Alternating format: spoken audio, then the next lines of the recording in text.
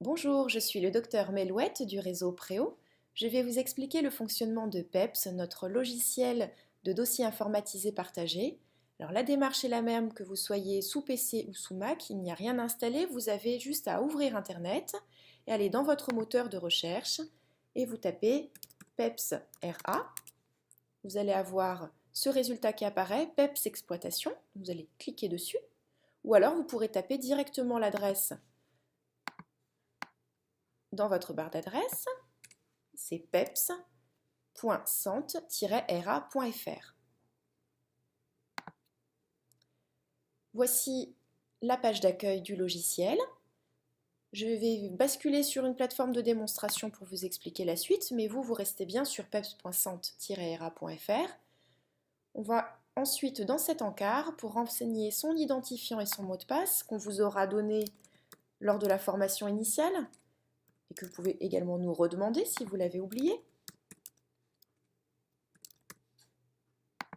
Je vous invite à enregistrer votre mot de passe et à enregistrer l'adresse dans votre barre de tâches ou sous vos favoris pour la retrouver plus facilement la prochaine fois. Ensuite, cette page va s'ouvrir.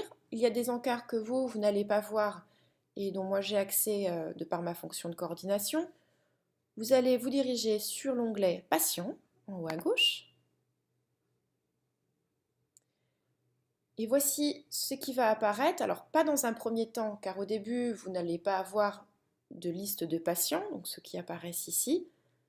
Pour les diététiciens et psychologues, vous allez rechercher le patient avec le numéro de dossier ici qu'on vous aura donné, soit le patient, soit Préo, soit le médecin.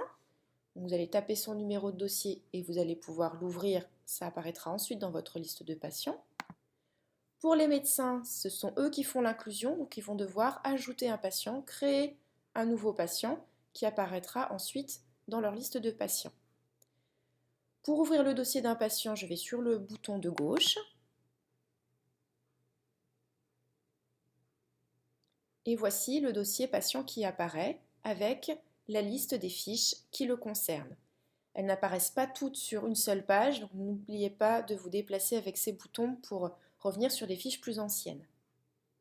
On retrouve en haut à gauche l'onglet Patients si on veut revenir à sa liste de patients et on peut également créer une fiche à partir de ce bouton. Lorsque je veux consulter une fiche, je vais sur le bouton de gauche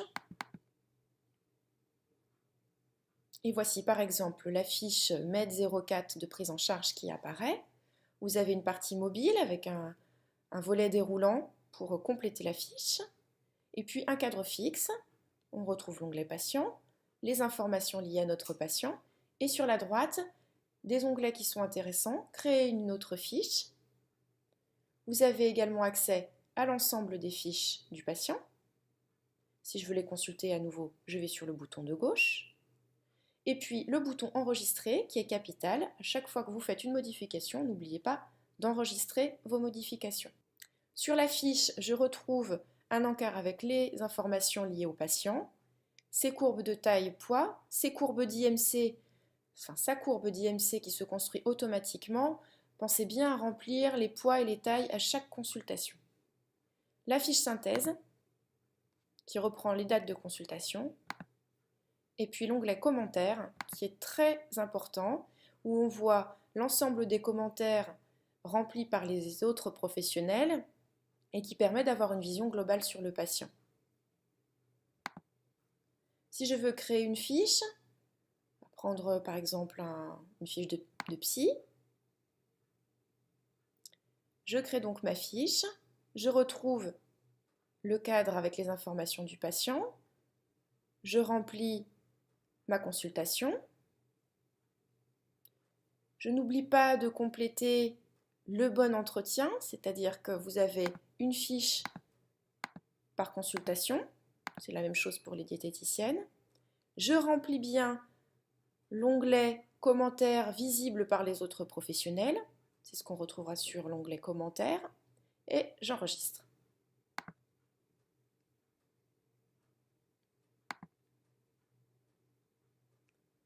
Je retrouverai ensuite cette fiche dans l'ensemble des fiches du patient.